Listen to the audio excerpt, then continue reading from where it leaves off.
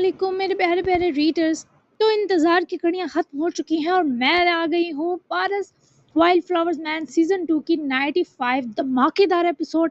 आज की एपिसोड मतलब उफ, दिल धड़काने वाली है। तो सब काम छोड़ दीजिए और अच्छा सा रिस्पॉन्स ना दिया ना तो अगली एपिसोड हफ्ते बाद दूंगी। ये धमकी नहीं है, ये सच है। तो बिना टाइम ज़ाया किए मैं आपको लेकर चलती हूँ एपिसोड 95 की तरफ। Let's start. मंसूर साहब अपने गार्डन में नर्म घास पर दो जानों बैठे किसी फूल के पौधे को क्यारी में गाड़ रहे थे। जब मेन गेट खुलने पर वो मुस्कुराकर बैठे बैठे आने वाले के ताक़ुब में गर्दन घुमा गए, मगर महर की मुस्कुराहट उम्मीद करते वो दादा साहब आगे से इसकी भीगी सूजी आंखें देखे अपनी जगह से घबरा कर उठे। वो उनके पास आकर रुकी तो यूं थी जैसे अपना सब हार आई हो। मंसूर साहब ने मट्टी से अपने हाथ जाड़े और उठे। अपने झुर्रियों के बावजूद मजबूत दिखाई देते हाथों से महर का चेहरा हाथों के प्यालों में भरा। वो 37-38 साल की लगभग बहुत खूबसूरत और प्यारी महर फातिमा थी, जिसके चेहरे की मुलायमत यूं थी जैसे किसी ने छुआ तक ना हो। शायद इस दादा ने महर को संभाला ही बहुत प्यार से था। क्या हो गया मेरी धी रानी, बोल, किसने तेरी आंखों में आंसू बख्शे? तू तो शाहताज से मिलने उसके ऑफिस गई थी, क्या कहा उसने? बहुत माँ से वो दादा से शाहताज का सर्द रवैया छुपा रही थी, पर आज बस हो गई। वो मजीद दादा को अंधेरे में और खुद को खुशफहमी में रखना नहीं चाहती थी। वो मुझसे कभी प्यार नहीं करेंगे दादा, मैं कभी उनकी पहली बीवी की जगह नहीं ले सकती। आप ठीक कहते थे, वो कभी अपने इश्क के खुमार से नहीं निकलेंगे। मैं बहुत नाराज थी, सोचा था सब खत्म कराऊंगी, पर इस शख्स में न जाने क्या है कि मैं नहीं कर सकती और अपनी वैल्यू लो करके आ गई। दादा, मुझे इस शख्स से और उसकी मोहब्बत से निजात चाहिए। मैं ठीक नहीं हूँ, वो मुझे अपनी सर्द महरी और सितमगरी से तोड़ चुके हैं और मैं पागल फिर से खत्म होती बात बढ़ाई। दादा हेल्प मी। इतना दर्दनाक तो मंसूर साहब ने से 21 साल पहले रोते देखा था, जब वो उन्हें मिली थी। अपने जिस्म के दर्द पर रोई थी, कुछ ना याद होने पर चीखी थी। वो तुझसे मोहब्बत नहीं बल्कि इश्क करता है महर फातिमा, वो रो रही थी। इसने दादा के सीने लगे दर्दनाक हिचकियां ली तो मंसूर साहब मजीद ये राज छुपा न सके। महर के पैरों से मानो जमीन सिरक गई थी। वो बेयकीन बीगी आंखें लिए दादा के रूबरू हुई। उसका चेहरा सफेद पड़ा। ये सरासर मजाक है, वो मुझे देखना भी पसंद नहीं करते। महर हैजानी अंदाज में सर नफी में हिलाती मंसूर साहब के दिल पर भी खराशें डाल गई। उनकी जो शाहताज आलमगीर से पिछले 20-21 साल से नाराजगी थी, वो आज महर की दीवानगी देखकर मद्धम पड़ी। इस चेहरे की वजह से आज वक्त आ गया है महर फातिमा कि मैं तुझे तेरी भूली हुई वो 17-18 साल की जिंदगी का सच थमा दूं। इस जिंदगी का राज जो तू इस दादा के पास आने से पहले गुजार आई है। क्या तू तैयार है अपनी इस तड़प के इम्तिहान के लिए? क्योंकि सच सुनने और देखने के बाद नहीं जानता तेरा कर्ब कम होगा या बढ़ेगा, पर तू मेरे दिल का नूर है। अब मेरा ख्याल रखना कि तुझे कुछ हुआ तो तेरे ये दादा जीते जी मर जाएंगे। मंसूर साहब ने करब से झुकते महर का माथा चुमा, जो महर को इन दर्दनाक तमहीदों के सबब हिल बिलखने पर मजबूर कर गया। कैसा राज दादा? वो मिनमिनाई, उसकी भीगी सांसें घुट रही थी। आ मेरे साथ, आज की रात मुश्किल होगी मेरा पुत्र तुझ पर, लेकिन मैं तेरे साथ हूँ। मेरा सीना तेरे लिए हाजिर है, तुझे एक बार फिर समेटने को। आ मेरे साथ। मंसूर साहब ने उसका हाथ पकड़ा और घर की तरफ बढ़े। आज कयामत आने वाली थी, कम से कम वो कयामत ही थी जो महर पर टूटने वाली थी, खुदा खैर करे। जबकि दूसरी तरफ शाहताज जिस माथे पर बख्शे जाते लम्स से अब तक बदहवास था। ये लम्स, ये मुहिब, ये हिलावत तो उसकी रगों में गुली थी। फिर कैसे ना वो शख्स तड़पता। वो ऑफिस से निकला तो दिल चाहा महर के सिवा हर रास्ते को बंद कर दे। कुदरत आज कुछ संगीन करने वाली थी, क्योंकि शाहताज आलमगीर की गाड़ी का रुख महर फातिमा की दहलीज की जानिब था। हातिम ने इब्राहिम को मुगदाम पैलेस आने के लिए कहा था, जबकि सुहाना के का भी मुंतजिर था, जो शिजा आहिल और बाबा के साथ घूमने गई थी। सबको परी ने हदायत की थी कि डिनर घर ही करें। तभी वो लोग 7 बजे तक वापस आ गए। खुद इब्राहिम हरगिज आने पर आमादा ना था, पर वो हातिम की कोई बात टाल नहीं सकता था, तभी आ गया। भाई, मुझे लग रहा है मैं जंग लड़ने जा रहा हूँ। यार, आपने सबको क्यों बता दिया कि मेरे और सुहाना के बीच कुछ इशू चल रहा? कितनी मुश्किल से सबको टाला है। वो लोग मुगदाम पैलेस की रवश पार करते पिछले लॉन की तरफ गामजन थे, जो मुगदाम पैलेस के फ्रंट से बिल्कुल मुखालिफ सिमत बना था, जहां ऑलरेडी सुहाना मौजूद थी। इसलिए बताया कि कोई तुम दो को कुछ घंटे डिस्टर्ब ना करे। एहसान मत मानना बेफैजा इंसान, اور ویسے بھی سہانا آپی کے پاس جانا جنگ لڑنے کے لیے جانے جیسا ہے، کیونکہ ان کو جس طرح محل آیا یہاں میں ہی جانتا ہوں۔ میں نے اور مائمہ نے مل کر سجاوٹ کی ہے ساری، تو پلیز ہماری محنت ضائع نہ ہو، ورنہ پھر تم دونوں میرے غضب کے شکار ہو جاؤ گے۔ دور سے ہی پشت کر کے کھڑی سہانا کو دیکھنے کے ساتھ وہ حاتب کو سن بھی رہا تھا، جو منہ پھیرے کھڑی تھی، جبکہ حاتب اتنی ایفرٹ ابراہیم کی سر آنکھوں پر تھی جبکہ حاتب کی اتنی ایفرٹ ابراہیم کی سر آنکھوں پر تھی۔ اس شخص نے ابراہیم کو کسی مشکل، کسی درد میں تنہا نہ چھوڑا تھا۔ تھینک یو بھائی، ابراہیم نے مشکور نظروں سے حاتب کو دیکھتے آزردگی سے کہا، جبکہ وہاں سجی ٹیبل، کرسیاں اور پھولوں کے گلدستوں کے ساتھ گھاس میں پڑی چھوٹی چھوٹی لائٹنگ کے حالے کو تو دیکھا ہی نہیں۔ اس نے تو ریڈ کلر کی ڈریس میں کھڑی سہانا کو دیکھا اور ساری بے اتنائی کو موت ہوئی، سارے درد کو آرام آ گیا، سارے دکھتے جسم کو راحت ملنے لگی۔ تھینک یو رکھو جیب میں جا رہا ہوں پیلس میں، 2 گھنٹے تک ہم لوگ گپ شپ ماریں گے۔ علائم لالا بھی نکل لیے اپنے دل کے ٹکڑوں کو لے کر، تو وہ آئیں پھر ہم ڈنر کریں گے، باقیوں کو میں سنبھال لوں گا، تم لوگ کمفرٹیبل ہو کر ڈنر کرو، یہاں کوئی تنگ نہیں کرے گا، سیٹل کر لینا سارے معاملات، اگر آپ ہی پھر بھی یقین نہ کریں تو کال می۔ بائی کی طرح وہ فکرے لٹائے گیا، جبکہ ابراہیم نے مسکرا کر تائید کی۔ حاتب اس کا سینہ تھپک کر وہاں سے گیا تو ابراہیم کی نظریں اب بھی بازو سینے پر لپیٹے رخ موڑ کر کھڑی سہانا پر وارفتگی سے جمی تھی۔ خود ابراہیم بے ترتیب خلیے میں بلیک پینٹ اور بلیک ہی شرٹ پہنے بنا بال سوارے ہی آ گیا۔ وہ اسے بتانا چاہتا تھا وہ اس کی توجہ کی کمی پر کسی چھوٹے بچے سا بکھر جائے گا جس کی ماں نہیں ہوتی یا جس کا کوئی پرسانے حال نہ ہو۔ پھر وہ اپنے قدموں کی مٹی چھوڑے آگے بڑھا، اس کے قدموں کا بڑھتا چلے جانا سہانا کی خوشبو کے حصار میں آ کر تھما۔ فضا کے ہاتھوں میں غیر محسوس کن انداز میں ان دو کے سراپوں کی خوشبو گلنے لگی۔ سر دباؤں یا ٹانگے؟ اپنے عقب سے ابراہیم کی بجھی آواز سنتی وہ خفا ہی رہے پلٹی تو ابراہیم کی آنکھوں میں سہانا کا عکس اتر آیا۔ ابراہیم کے بکھرے خلیے اور خاص کر بے ترتیب سر کے بالوں کو دیکھے سہانا کو دھکا سا لگا، دل چاہا آگے بڑھ کر اسے اپنے گلے لگا لے۔ کیوں گئے تم پیلس سے؟ میں نے کہا پھر بھی کیوں گئے ابراہیم؟ مجھ سے زیادہ محبت کرتے ہو تم مجھ سے، اتنی کہ میں تم سے محبت کرنے پر مجبور ہو گئی، پھر یہ کیسی بے رحمی ہے؟ تم نے کیوں کہا کہ میں آؤں گی تب مانو گے؟ یہ کیا طریقہ ہے؟ خفا بھی خود کرو اور امید بھی رکھو کہ میں مناؤں۔ مزید وہ بولتی اس سے پہلے ہی ابراہیم نے مزید فاصلہ سمیٹے اس کے ہونٹوں پر ہاتھ آگے بڑھاتے انگلی جما دی، اور چشمانے سہان میں یہ تنبیہ تھی کہ کچھ ایسا نہ بولو جو اب ذرا بھی دوری کا سبب بنے، کیونکہ بے اعتباری بہت بڑی تکلیف ہے جو تم نے مجھے دی۔ تمہیں نہیں پتا کتنا لاڈلا رہا ہوں میں تمہارا شادی کے بعد سے۔ لاڈ اٹھانے والی میری بیوی مجھ پر اگر یقین ہی نہ کر سکی اتنے وقت میں تو میں کیسے ٹھیک رہ سکتا ہوں؟ تبھی ضد کی کہ تم مناؤ، کیونکہ مجھے تم اپنی طرف خود آتی چاہیے تھی۔ میں ایسا ہی ہوں تمہارے لیے سہانا۔ اسی ہاتھ نے سہانا کے چہرے کو تھاما، وہ دونوں ہاتھوں میں اس کا چہرہ برے یقین دلانے لگا، جو سہانا کو روشانے کی میل کی ریئل پکچرز دیکھ کر ہی آ گیا تھا، اور اب بس اس انسان کا پتہ ملنے کی دیر تھی جس نے یہ سب کیا۔ ہاں ایسا ہی جنونی۔ وہ خفا ہوئی تو ابراہیم نے اسے محبت سے دیکھا۔ ہاں ان محبت بھری نظروں میں درد سا بھی مخفی تھا۔ سوچ ہے تمہاری۔ وہ ہاتھ سہانا کی کمر سے سرکتا اسے بازو کے حصار میں لیے مزید قریب لایا۔ پوری فیملی کو بیچ میں شامل کرنے کی کیا ضرورت تھی؟ تمہیں خود پر یقین نہیں تھا کہ تم مجھے اکیلے سنبھالو گی ابراہیم افندی؟ سہانا اس کی بڑھتی نزدیکی پر اپنی سانسیں روک گئی۔ اس کے لب ابراہیم کے لبوں سے فقط ایک انگلی کے فاصلے پر تھے۔ اس نے ابراہیم کی آنکھوں میں دیکھا جو سنجیدگی سے اس کے چہرے کو دیکھ رہا تھا، یا پھر جواب سوچ رہا تھا۔ تمہارے اوجل ہونے سے سانس رک رہی تھی، دل خطرے میں تھا، رسک نہیں لیا ہم دونوں پر۔ میں محبت ہوں تمہاری، مجھے کچھ ہو اس سے پہلے تمہیں کچھ ہو جائے گا نا، بس تبھی سنبھالنا تمہیں مجھے ہے بس۔ ابراہیم نے اس کی کمر پر ہاتھ کا دباؤ بڑھایا۔ نتیجے میں سہانا ابراہیم کے مزید نزدیک ہوئی۔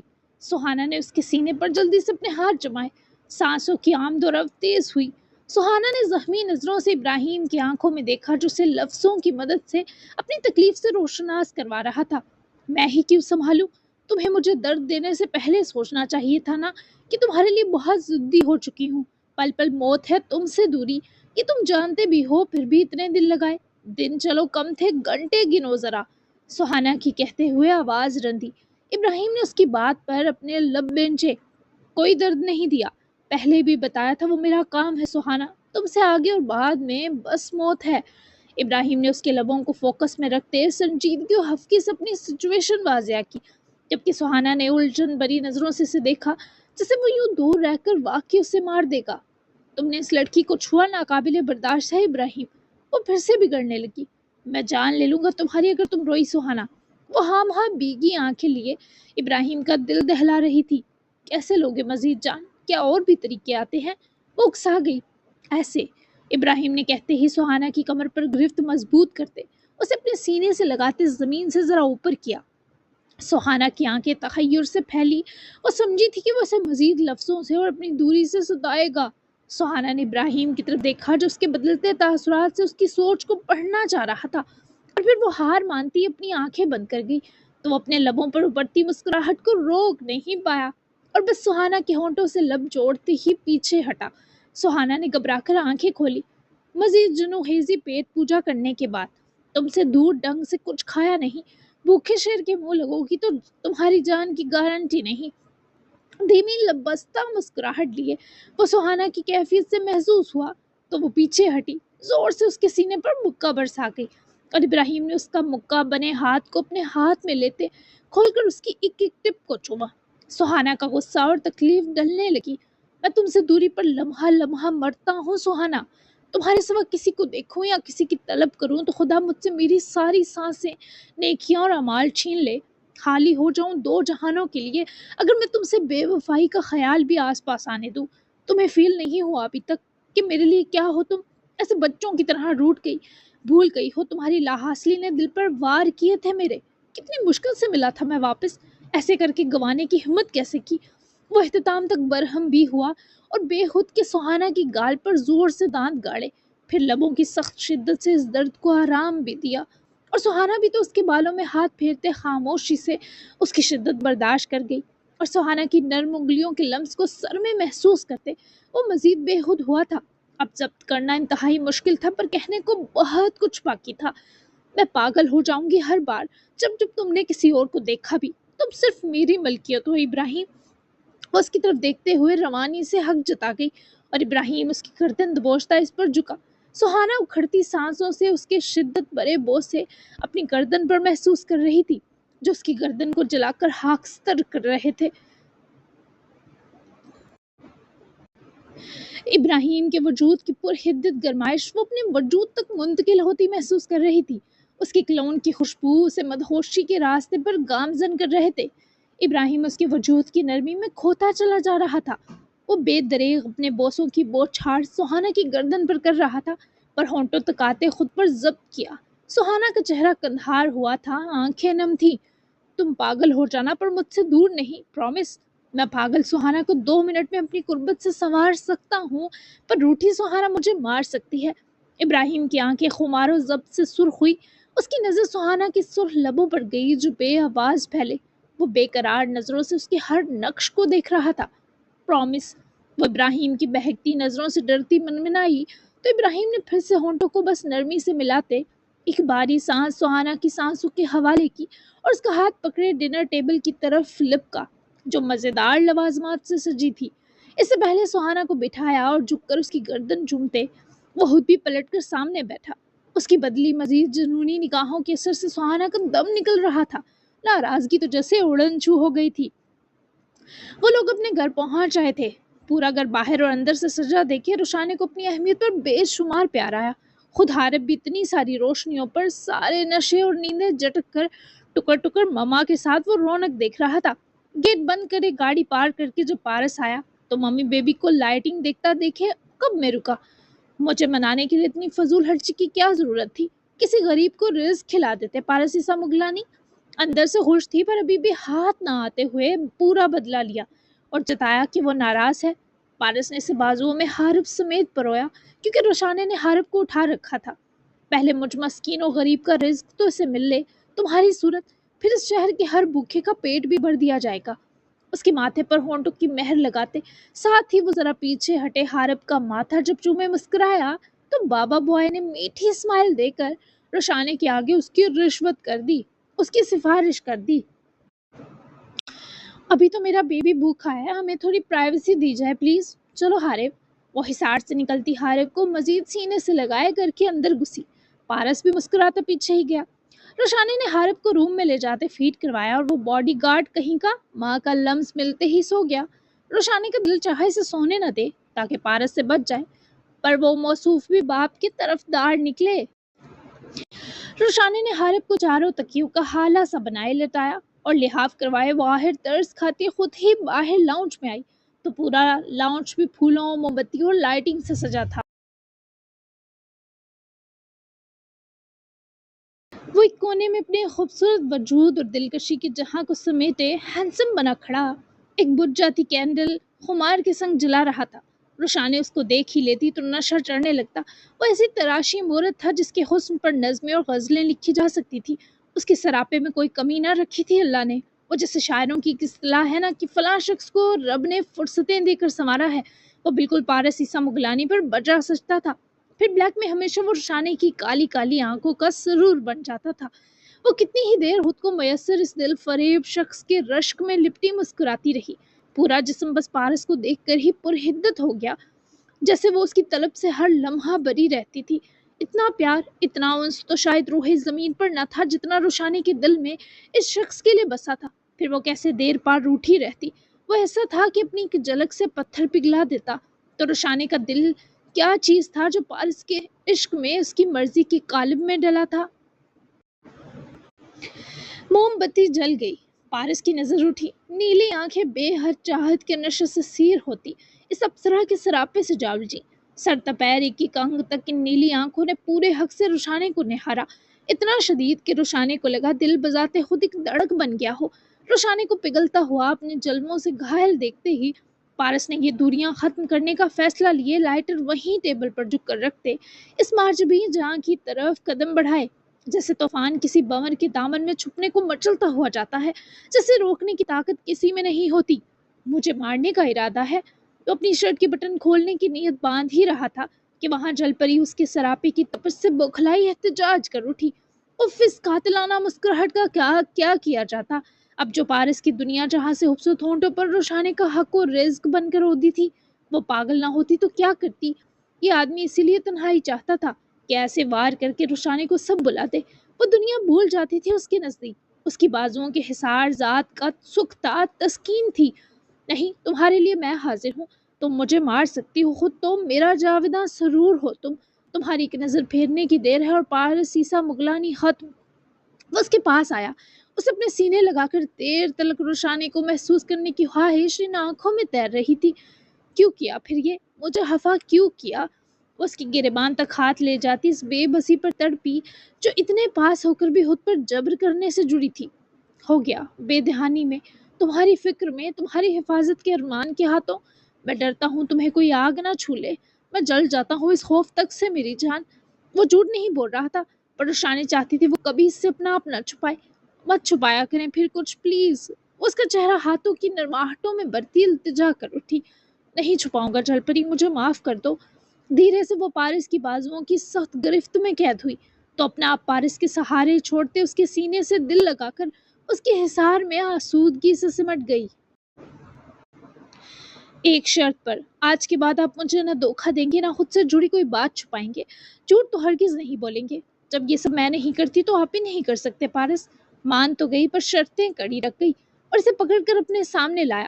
اس لڑکی سے روح تک اتری ایک ملاقات طلب بن رہی تھی اور روشانی کی خوشبو اپنے انگ انگ میں اتارنے کا طالب تھا اور یہ سب آنکھوں کے حوالے بھی کر گیا۔ منظور ہے، اب مان گئی ہو، بتاؤ تاکہ میں اس جبر سے نکلوں۔ وہ اس کی آنکھوں میں غالب خمار کی ڈوروں اور سوال کی تڑپ دونوں پر قربان ہوئی۔ لگ نہیں رہی ہوں مانی ہوئی؟ روشانی نے انگلی پارس کے سینے پر ٹکاتے لاڈ سے پوچھا۔ نہیں، میری خطا نے دور کر دیا تمہیں مجھ سے۔ وہ اس کی گردن میں چہرہ چھپانے لگا جب روشانی نے گھبرا کر اس کا وزن سا خود پر آنے پر دونوں بازوؤں سے سنبھالا۔ دور ایسے ہوتے ہیں پاری کرنے والے؟ اسے سمیٹتی بولی تو وہ ذرا سامنے ہوا۔ کب کی؟ وہ سخت برہمی سے گورا اور تبھی روشانی اس سے اپنے ہونٹوں کی نرمی سمیت لپٹی۔ پارس کی ہفکی ڈلی، گرفت مضبوط ہوئی اور پارس کی جوابی گرم جوشی بھی روشانی کی سانسیں مہکدار اور اس کا ہوش سلب کرتی گئی، جیسے وہ اسے جسم کے ہر دریچے تک یاد کرے پاگل ہو گیا ہو اور اب نرم سے نرم شدت بھی اس کی خواہش کے موج اور طوفان میں دبی تھی۔ میں نے بہت مس کیا اپنے ہینڈسم بگ بوائے کو. ناراض نہ کرتے تو اب تک گسار چکی ہوتی. اتنا یاد آیا مجھے. لیکن اچھا ہوا بچ گئے مجھ سے آپ، ان ہونٹوں سمیت جو سیدھے سیدھے ہوش کے قاتل ہیں. آئندہ اگر مجھے ناراض کیا تو اس سے سخت ری ایکشن آئے گا اور اب منا نہیں سکیں گے مجھے. پیار نے چھاور کرتی وہ اختتام تک دم کی بھی پورے حق سے لگا گئی. اف یہ لڑکی. پارس نے اسے بازوؤں میں بیچتے گلے لگایا. شدت روشانے کے لیے سخت ثابت ہوئی. اف یہ لڑکا. جواب دیے وہ روبرو ہوئے مسکرائی. آئی لو یو. مجھ سے کچھ مت چھپایا کرے پارس. میں برداشت نہیں کر سکتی آپ کی طرف سے کوئی جھوٹ، دھوکہ یا غلط بیانی. میں جان پر بن جاؤں گی آپ کی. سنا نا. وہ اس کو خود سے دور کرتی سمجھا رہی تھی پر وہ سخت گرفت اس کے ہونٹوں پر جماتے رشانے کو وہیں کاؤچ پر گرائے اس پر حاوی ہوا. کچھ نہیں سننا ابھی سوائے تمہاری میٹھی سسکیوں کے. ذرا دور ہوتے اپنی بڑھتی قربت کو شدت بخشی اور زبان بھی بے لگام چھوڑی جو رشانے کو کانوں کی لو تک سر کر گئی. بولنے سے پہلے سوچ لیا کر لڑکے. رشانے نے اس کے لب اپنے کندھے پر محسوس کرتے اکھڑتی سانسوں کے بیچ کہا. اس شخص کی باری دل کی دھڑک رشانے کے وجود میں سرایت کرنے لگی تھی. تم مجھ سے ایسی ناراض ہوئی کیسے؟ وہ پھر سے اس کی سانس کو روکنے تک ہلکان کرنے لگا. اس کے ایک ایک سانس لیتے لمحے پر قابض ہوا. پارس کال. پارس اس کی ٹوٹتی آواز میں اپنا نام سنتے ہوش میں آیا. اس نے ایک جھٹکے سے سر اٹھاتے رشانے کے چہرے کی طرف دیکھا جو سرخ چہرہ لیے تیز سانسیں بھر رہی تھی. پارس نے ضبط سے دیکھا. اتنا قریب جاتے وہ اس سے دور نہیں جانا چاہتا تھا. وہ تو اس میں سما جانا چاہتا تھا مگر رشانے میز پر پڑے اس کے بجتے فون کے لیے اسے روک رہی تھی. ایک تم اور یہ تمہارا بے چینی کا جہاں بائی. آبیل کی کال تھی کہ پارس کو سنبھل کر اٹھ کر بیٹھنا پڑا. رشانے کو لگ رہا تھا دل حلق میں آ گیا پارس کی جان نکالنے کی حرکتوں پر. ہاں آبیل. پارس نے فون اٹھاتے کال ریسیو کی مگر اس جانب سے ملتی یحییٰ کے فرار کی خبر نے گویا پارس سے ساری خوشی اور راحت سلب کی. اوپر سے اس کو لگتی گولی اور یحییٰ کے پیچھے موجود ایک اور ہاتھ کی ٹینشن کہ آخر وہ آدمی اب کون ہے. اب یہ کون آ گیا نیا ولن؟ اس کی گاڑی کا پیچھا کر رہے ہیں تمہارے لوگ. پارس کی بات سنے رشانے بھی سنبھل کر اپنا آپ سنبھالنے لگی. بال سمیٹ کر نیچے گرا دوپٹہ اٹھا کر اپنے گرد دوڑا. ہاں ہر کوئی ایکٹیو ہے. تم بیورو پہنچاؤ. ساحل خان کو تمہاری مدد اور رہنمائی درکار ہے. اسے اب سچ بھی بتاؤ کہ یحییٰ کا اس سے کیا تعلق ہے تاکہ وہ اس مشن کو مزید اچھے سے لے. دوسرا سمیرا اور جینک رونالڈ بہت شرمناک اور گندی موت مر چکے ہیں. وہی آدمی جس نے یحییٰ کو اٹھایا وہی مار گیا ہمارے دو دشمنوں کو. تبھی میرا دماغ معاف ہے یار. آبیل کی بازو کی ڈریسنگ اس نے کروا لی پر دماغ کا درد جوں کا تو تھا. پارس اٹھ کھڑا ہوا. پریشانی سوا نیزے پر گئی. میں پہنچتا ہوں. تم ٹھیک ہو؟ بازو میں زیادہ درد تو نہیں؟ آبیل اس کی فکر پر دل فریب مسکرایا. نہیں یار سینے پر گولی بھی کھا رکھی ہے. یاد کرو میرے بچے. یہ تو بس ذرا چھو جانے کا ایک ہلکا زخم ہے. افسوس بس اس بات کا ہے کہ یحییٰ میرے ہاتھ سے نکل گیا. مجھے معاف کر دو پارس. آبیل کے شرمندہ ہونے پر پارس کا دل دکھا جبکہ رشانے بھی اٹھ کھڑی ہوئی. جب بازو کا سنا. اپنا خیال رکھو. میں ساحل خان سے ملتا ہوں جا کر. ہدایت بابا کے بیورو. تم ماسکو میں محتاط رہنا آبیل. تمہیں آنچ بھی برداشت نہیں مجھے. پارس نے اسے تاکیدن کہا تو آبیل نے فرما برداری سے اپنا خیال رکھنے کا یقین دلایا. پارس نے کال آف کی. سب ٹھیک ہے پارس؟ وہ پریشانی سے بولی. آبیل کی بازو کو گولی چھو گئی. یحییٰ اس کے ہاتھ لگتا لگتا نکل گیا. رشانے کسی نے یحییٰ کو وہاں سے بچایا پر راسم شاہ تو ہماری نظروں میں ہے. پھر ایسا کون آ گیا کہانی میں؟ ابھی بیورو جا رہا ہوں. تمہیں اور حارب کو واپس پیلس ڈراپ کرتا ہوں. پریشان مت ہونا. میں جلدی آ جاؤں گا. اس کی پریشانی اپنے حصار میں بڑھتے دور کرنے پر رشانے نے گہرا سانس لیا. ابھی پارس آیا تھا پھر سے فساد مچ گیا. اوکے مجھے انفارم کرتے رہیے گا اور اپنا دھیان بھی رکھیے گا. میں حارب کو لے کر آتی ہوں پھر نکلتے ہیں. وہ اس کے حصار سے نکلنے لگی. جب پارس نے بازو گوٹے وہ سینے سے جا لگی. میں یہ رات تمہارے ساتھ رہنا چاہتا تھا پر اس کے افسوس کرنے پر پیار سے پارس کی ایڑیوں پر ذرا اٹھے گردن چوم گئی. اٹس اوکے میری جان. اب جل پری راضی ہے آپ سے. اب ساری راتیں آپ کی ہیں. اب اس آدمی کا پتہ لگانا ضروری ہے جس نے ہمارے دشمن کو پناہ دی. ہم پھر آ جائیں گے یہاں اور اگلی بار حارب کو پکا پری ماما کے پاس چھوڑ کر آؤں گی. پوری آپ کو ملوں گی. وہ پارس کی ہر ٹینشن مدھم کر چکی تھی. اس لڑکی سے بھی دور ہونا عذاب تھا پر پارس کے پاس چارہ نہ بچا. یو آر سو کائنڈ مائی مرمٹ.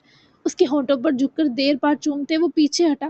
اس کے استحقاق پر مچلی اور پھر شرمیلا سا مسکرائے اندر حارب کو لینے چلی گئی. جس کے بعد وہ لوگ مقدام پیلس کے لیے واپس روانہ ہو گئے جبکہ ماسکو کے خوبصورت لگژری فارم ہاؤس میں بے ہوش یحییٰ کو لایا گیا تھا. وہ ماسک اور ہڈی مین اپنے لوگوں کو اس کی نگرانی پر فائز کیے پلٹ کر باہر آیا اور بے قراری سے کسی کو کال ملائی تھی. اس چھپے شخص کی آنکھیں جانی پہچانی تھی. اس کی ذات کی ٹھنڈک مانوس سی تھی۔ اس کی کال دوسری جانب ماسکو کے پیراسائٹ ہیڈ کوارٹر کے باہر خفیہ حلیے میں ٹہلتے راسم شاہ نے پک کی۔ آبیل کیسا ہے؟ اسے سچ میں گولی لگی؟ جلدی بتاؤ راسم۔ اس آواز میں بھی محبت تھی، شفقت تھی اور درد تھا۔ وہ سچ میں کوئی اپنا ہی تو تھا جو زخم دیکھ کر درد میں تھا۔ نہیں، بس بازو کو چھو گئی۔ آپ کے پیچھے اس کے لوگ گئے تھے، وہ بھی ناکام ہو کر لوٹے ہیں سر۔ یہی آپ کے پاس ہے، کسی کو پتہ چلا تو سب برباد ہو جائے گا۔ راسم کا لہجہ پراسرار ہوا۔ اپنی موت کا ڈرامہ اس لیے نہیں کیا تھا کہ سب برباد ہو راسم شاہ، بس میرے بچوں کو آنچ نہ آئے۔ آبیل کو انجانے میں درد دیا، ہی جانتے بوجھتے کہ وہ میری دنیا کا محافظ ہے۔ اسے گولی لگ گئی میری، یہ دردناک ہے، مجھے دکھ ہے۔ تم اسے قریب سے دیکھنے کی کوشش کرو اور پھر بتاؤ، اپ ڈیٹ کا انتظار رہے گا۔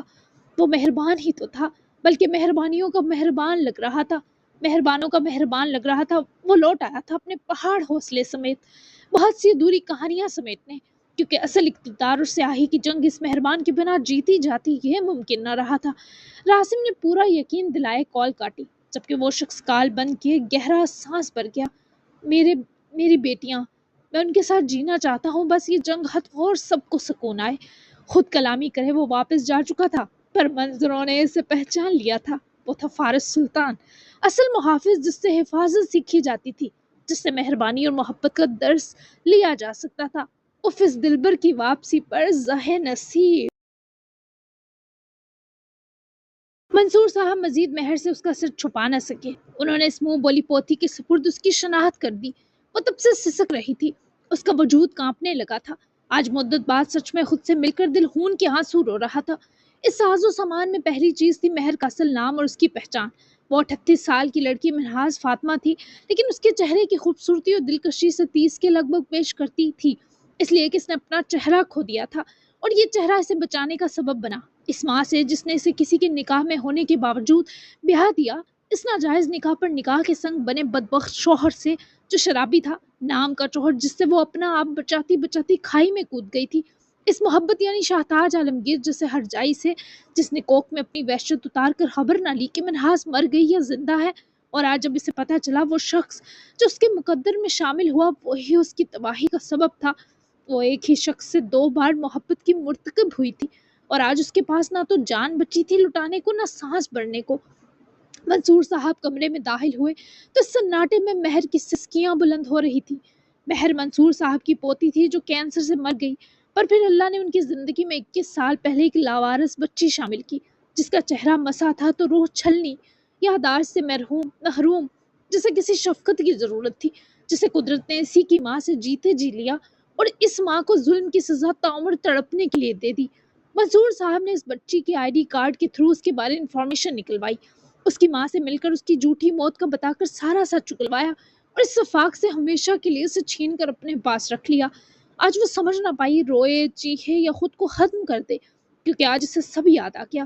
اس نے جب شاہتاج کو چھوا تو وہ شخص اس کی یادداشت، دل اور روح سے نکل کر کرب بن کر سامنے آ گیا، اور پھر منصور صاحب نے بھی کچھ نہ چھپایا۔ اب وہ حقدار تھی ہر چیز کی کہ اپنے مجرموں سے حساب لے۔ میں ایک بیٹی کی ماں ہوں دادا، وہ میری بیٹی ہے، یہی بس زندہ رکھے ہوئے ہے باخدا، ورنہ میرا دل لہو ہو گیا۔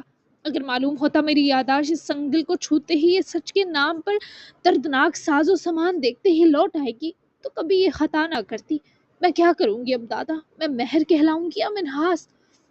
وہ اس کے پاس ہی بیٹھے، اس کا ہاتھ پکڑ کر لرزتے چوما، کیونکہ وہ بیمار و ناتواں شخص کانپ رہا تھا۔ جب تیرا اس کے لیے رشتہ آیا میں تبھی تجھے سب سچ بتانا چاہتا تھا پتری، پر مجھے ہمت نہیں پڑی۔ وہ قصوروار نہیں تیری بربادی کا، وہ تو اپنوں کا ڈسا ہوا مظلوم شخص ہے جس نے ہر ممکنہ تجھ سے وفا نبھائی، تبھی تو تجھے پھر سے اس کا ہونے دیا میں نے، کیونکہ قسمت یہی چاہتی تھی کہ تو شاہتاج کو واپس سونپ دی جائے۔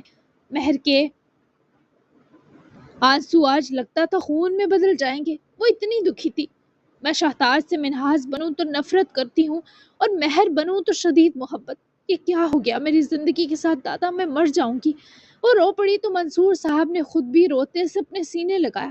میں اپنے پورے خاندان کو زلزلے میں کھو دیا تھا منہاس، بس ایک پوتی بچی تھی اور اسے بھی کینسر آ لگا، مر گئی میری واحد بچی دنیا بھی، اور میں بھی شاید مر جاتا پر تو مل گئی مجھے۔ 18 سال کی تھی وہ معصوم سی بچی ہی مجھے آج تک زندہ رکھنے کا حوصلہ دیتی رہی۔ تجھ سے بس تیرا چہرہ لے لیا، یہ گناہ کیا، کیونکہ میں تجھے اس شرابی آدمی اور تیری صفاق ماں سے بچانا چاہتا تھا۔ वो सिसकती हुई मंसूर साहब को देखने लगी। अचानक ही दरवाजे पर दस्तक ने इन दो के दर्द का सिलसिला तोड़ा। वो घबराई। मंसूर साहब उठकर जब बाहर निकल कर आए तो जाली वाले दरवाजे के पास खड़े शाहताज को रात के इस वक्त देखे उल्टे कदमों वापस कमरे में आए। शाहताज आलमगीर, दादा के मुंह से सुने वो बदहवासी से उठ खड़ी हुई। क्या मतलब, वो यहाँ आए हैं? महर के हाथ पैर फूले। वो सच में आ गया था। वो तड़प और लम्स जिसने मिन्हास को तड़पा दिया, वो अजियत इस शख्स को कैसे बिना छुए छोड़ती। हाँ, वो तुमसे मिलने पीछे ही आ गया है, मिलोगी उससे? मंसूर साहब ने महर की तरफ हसरत भरी निगाहें डाली। वो उठकर खड़ी हुई पर पैरों में जान नहीं थी और खौफजदा होते बाहर देखा। मैं ठीक लग रही हूँ दादा? मिन्हास के कर्बनाक सवाल पर वो ना चाहते हुए भी मुस्कुरा दिए। बहुत ठीक, जा देख क्यों आ गया पीछे। वो मिन्हास का माथा चूमते बोले तो वो फिर सिसक उठी। किस तरह इसके सामने जाए, नफरत कैसे जताए कि वो तो डंके की चोट पर इससे मोहब्बत का ऐलान कर आई थी। आज सच में उसका दिल फटने के दुखाने पर था। टनटना तो आप लोगों को हिला दिया है मैंने आज के दो दो धमाके देकर। तो कैसा लगा? अब आपको समझ आई है कि नावल क्या होने वाला है। उफ, तबाही मचने वाली है, जंग मचने वाली है और फिर वो ख़त्म होगी। फिर हम चलेंगे इसके सेकंड जनरेशन की तरफ, जहाँ पे हमारे असलान साहब और सलवा साहिबा तबाही मचाएंगी। तो वो यकीनन आप लोग बहुत एक्साइटेड होंगे अगला सीज़न पढ़ने के लिए, मतलब अगला जनरेशन पढ़ने के लिए। तो बहुत मज़े का होने वाला है। बस आप लोगों ने हौसला रखना है और मेरा साथ निभाना है और परेशान होके ये नहीं करना कि मरवा नॉवल भाग ले जाएगी, भागकर मैं कहीं नहीं लेकर जाऊंगी। तो मिलते हैं इससे अगली टनटना धमाकेदार हॉट सी एपिसोड के साथ। तब तक के लिए अल्लाह हाफिज। दुआ में याद रखिएगा और प्यारा सा तबसरा करना बिल्कुल मत भूलिएगा। और आप सब लोग पारस वालों, रूहे अदा भी पढ़ लो प्लीज। तो मिलते हैं, बाय बाय।